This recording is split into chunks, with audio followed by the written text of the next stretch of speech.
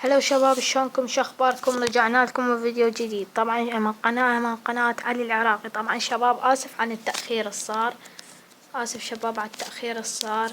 ظروف ما قدرت اسوي سيرفر. طبعا العالم مالتنا لا تتذكرون مسح لما نزلت هاي البيتا صارت توقف، مسحت الملفات مالتها كلها صارت. طبعا شباب اشكركم على لايكاتكم وتعليقاتكم، اشكركم. طبعا شباب راح اسوي سلسلة ماينكرافت جديدة. طبعا راح استخدم السيد اللي هو 9 9، ولا تقولون هذا الدروع جايبها مال هذا شو اسمه هذا المود عفوا جيم مود. وطبعا بيها اوامر صارت اللعبة، مثلا تكتب سلاش اي شي، بس اني الاوامر ما مفعلها، على مود ما تقولون على مود ما تقولون غشاش من هالسوالف هاي. اليوم طبعا سلسلة ماينكرافت راح نسويها الحلقة الأولى البداية. طبعا عدلوا على الماينكرافت هنا مستوى الصعوبة ايزي نورمال هارد بيسفول. وطبعا هماتينا هواية عدلوا أشياء بالماينكرافت، يعني صارت حلوة كلش. يعني طبعا هنا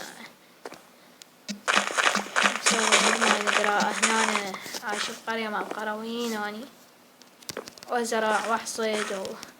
طبعا القرويين ما ادري يجيبون الغراض، يعني سويت حوالي 4 سيدات 5 سيدات.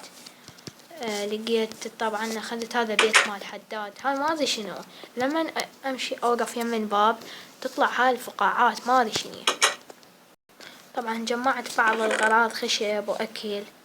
طبعا صوف، هذا الصوف جمعت قبل شوية، خل اطلع فحم شوية على مود احتاج فحم شوية. طبعا اللعبة حلوة كلش، ضافوا الوذر يعني والتنين ان شاء الله يضيفوه، عين الاندرمان ان شاء الله يضيفوه، ان شاء الله كومة شغلات راح يضيفون بيها.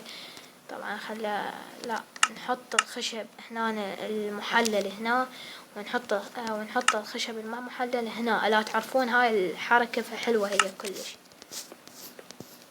ما ادري هاي خبلتني ما ادري شني، اللي يقول عبالك ينحبس النفس مالته ما ادري. اكو شي فوق اكو شي ماكو، جربتها اكثر من مرة. طبعا اعتقد هنا اكو شو اسمه كهف جوا هذا ما ادري، ود اشوف. طبعا كنت ناوي اخذ هذا البيت لو كبير، بس اخذت ذاك البيت احلى، ذاك البيت احلى. بعد ذاك القروي بين ما يكمل الفحم خلي نجمع هذه. طبعا هسه انا عايش على الخبز والبوتيتي، تدرون عايش على الخبز والبوتيتي. طبعا هاي سهام حصيتها من سكيلتون كتلته. لا تقولون جيم مود، هاي اللافا مو اني ترى، هاي اللافا القرويين. تشوفوا ذاك يم الشجرة، هو هذا بيته، قتلته ضربته واخذت بيته سلبناه. المهم طبعا انا شباب راح اسوي اليوم حسوي سياج،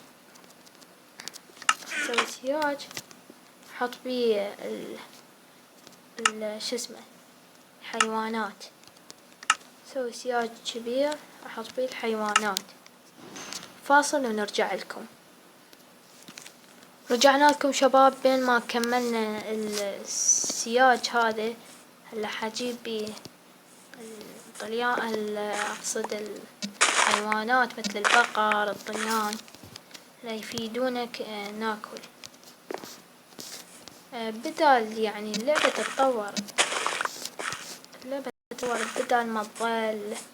طبعا شباب حلقتنا قصيرة لليوم، بس هاي ان شاء الله نسوي مغامرة. مع السلامة شباب.